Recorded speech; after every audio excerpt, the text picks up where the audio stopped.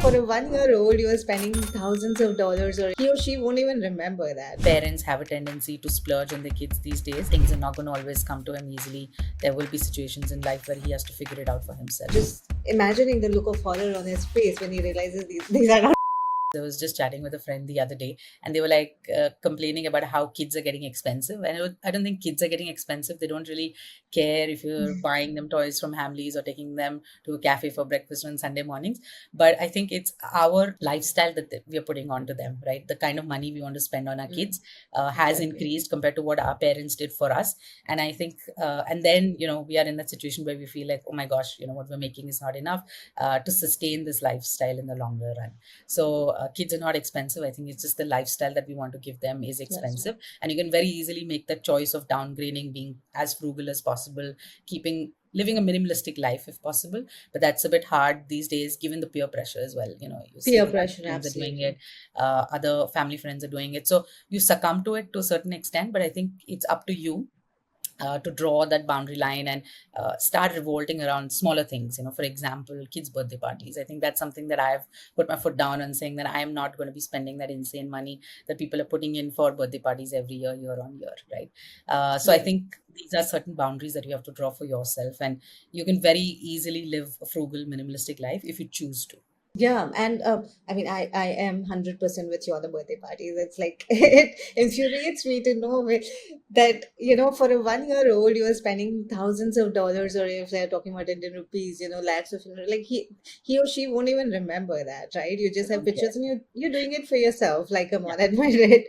So Yes. okay, no judgment out there. I would just I probably don't understand those choices, but to be honest, money matters, Of and course. like it's something that you would want to make good choices, and especially when it comes to children, not just because you want to spend on the right kind of things for their future. For example, instead of spending that much money on a birthday party, why not give Mm. the child some an experience that they would appreciate, that they will remember, and at the same time the money that you save, put in a fund that Yeah. would help them in their education in the future, right? So one is that, and second is also you want to set good example for the child, right? If you end up spending on materialistic things, that's what the child would grow up with, right? Valuing materialistic things over experiences. Now I know that's easier said than done with Yes. peer pressure. It's, I mean, we all succumb to materialistic things, Yeah. right? We all go shopping, we all go for bags and shoes as much as, but the effort can still be there in terms of reducing the impact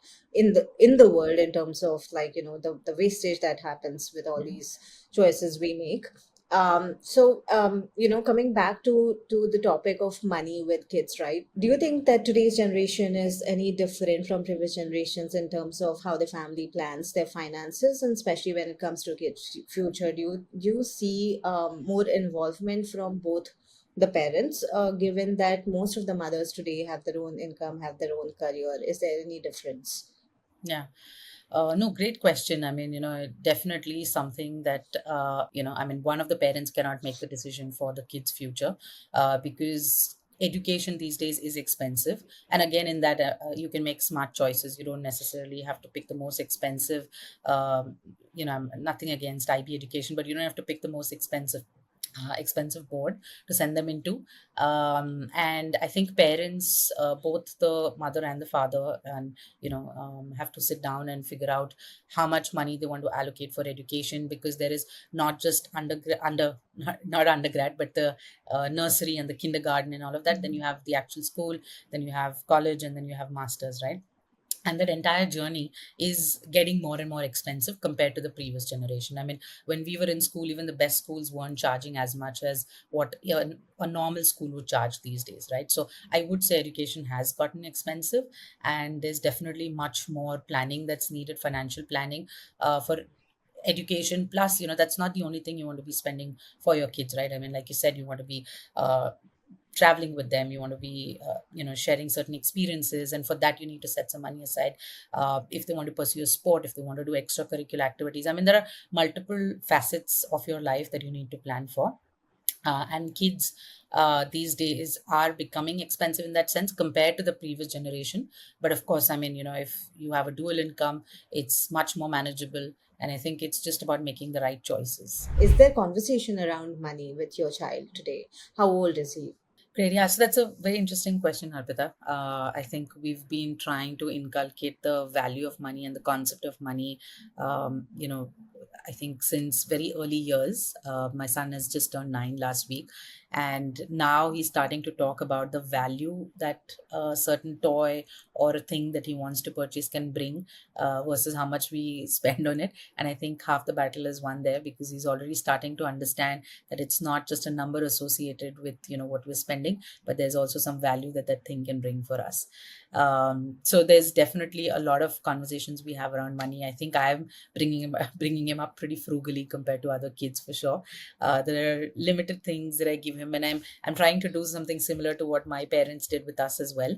And I know that parents have a tendency to splurge on their kids these days, but I try to be as mindful as possible there, just so that he understands the value of money, that things are not going to always come to him easily. There will be situations in life where he has to figure it out for himself, right?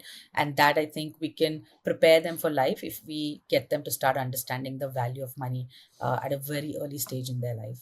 So, have there been any money habits that you have tried to build in your son since young?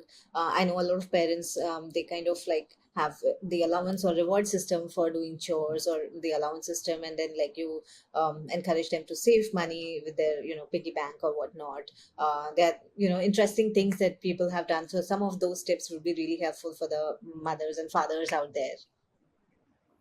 Right. I mean, again, we're doing a lot of what everyone might be doing, right? I think the reward system and gamifying something really keeps it really exciting for them. So if they are looking for a big thing, a big product, a toy, or whatever that looks like at the end, I think creating a reward system, creating a point system to earn, to get to a certain, value in the point system, and then being able to purchase the thing really helps a lot inculcate the value of money as well. So we've been doing a lot of that. I mean, if my son wants something, he has to work backwards. First of all, he doesn't get it right away. He has to work towards it for maybe a few months, and there's one thing that he needs. We've told him it's only going to come next year. So trying to delay that gratification is also important. Not keeping it small and not giving them something constantly.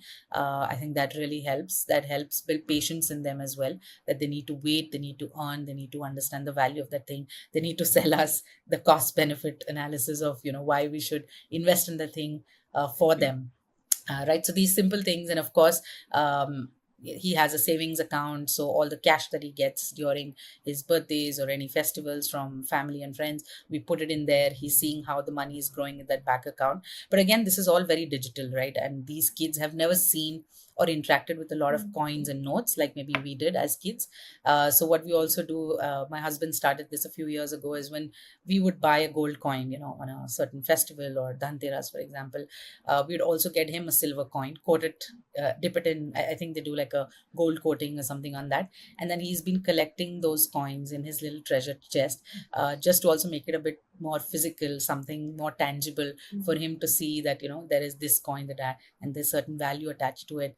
And then this is my treasure chest that I'm growing. So simple things like this, That's again, amazing. that's Yeah. going to help him understand the value of money. I think that tactical feel of wealth is something that our generation definitely misses out on. We don't really.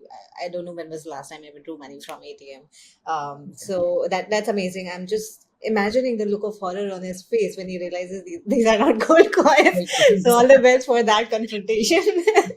I hope that their the bank account would be sizable enough to give them some Yeah. consolation.